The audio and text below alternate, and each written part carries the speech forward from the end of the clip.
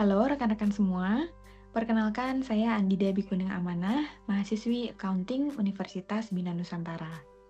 Kali ini saya akan mempresentasikan diskusi untuk mata kuliah Research Methodology in Accounting and Finance dengan tema Introduction to Research and the Scientific Approach and Alternative Approach to Investigation.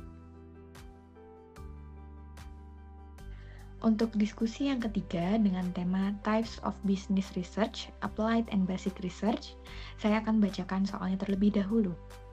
Di Indonesia, praktik pengungkapan environmental, social, and governance atau ESG masih belum seragam.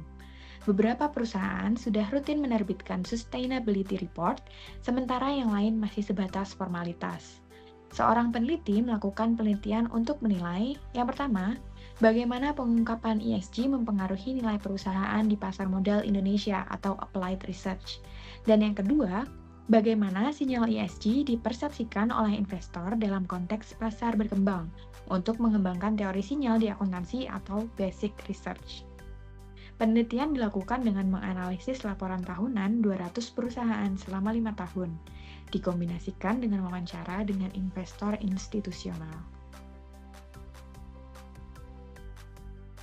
Ada 3 pertanyaan dalam diskusi kali ini. Yang pertama, mengapa penelitian ini mencerminkan gabungan antara applied research dan basic research? Yang kedua, metode apa yang tepat digunakan untuk penelitian ini? Yang ketiga, bagaimana manfaat hasil penelitian ini untuk akademisi, investor, dan regulator pasar modal? Saya akan menjawab pertanyaan nomor 1 terlebih dahulu. Mengapa penelitian ini mencerminkan gabungan antara applied research dan basic research? Penelitian ini adalah contoh klasik dari kombinasi riset terapan atau applied research dan riset dasar atau basic research, karena memiliki dua tujuan yang berbeda namun saling melengkapi.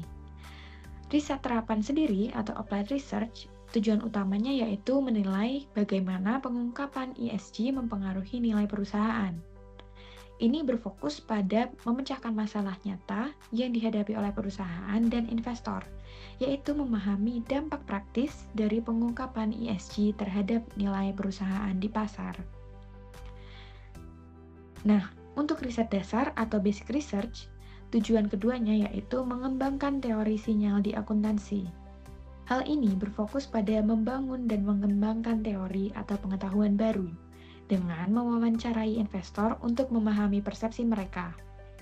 Peneliti berusaha memperluas pemahaman akademis tentang bagaimana sinyal non-keuangan seperti ESG bekerja di pasar yang sedang berkembang. Kedua pendekatan ini bersifat komplementer. Riset terapan menggunakan teori yang ada untuk menjawab masalah praktis, sementara riset dasar menggunakan temuan dari masalah praktis untuk memperkaya teori itu sendiri. Selanjutnya, pertanyaan nomor 2, metode apa yang tepat digunakan untuk penelitian ini? Karena penelitian ini menggabungkan antara laporan tahunan atau data kuantitatif dengan wawancara sebagai data kualitatif, metode yang paling tepat adalah metode campuran atau mixed methods. Yang pertama, pendekatan kuantitatif untuk menjawab pertanyaan applied research tentang dampak ESG terhadap nilai perusahaan. Peneliti akan menggunakan data sekunder dari laporan keuangan, misalnya menggunakan deskripsi panel.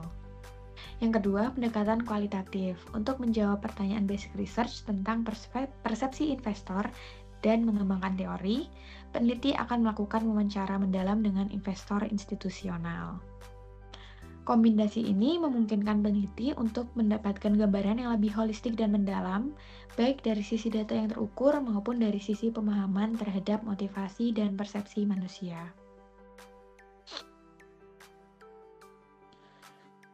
Untuk pertanyaan nomor 3, bagaimana manfaat hasil penelitian ini untuk akademisi, investor, dan regulator pasar modal?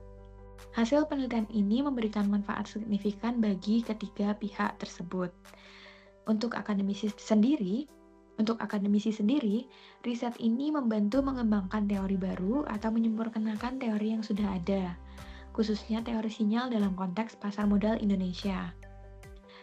Hal ini akan menjadi kontribusi berharga bagi literatur akuntansi. Sedangkan bagi investor, hasil riset terapan akan membantu investor memahami bagaimana sinyal ESG mempengaruhi nilai investasi.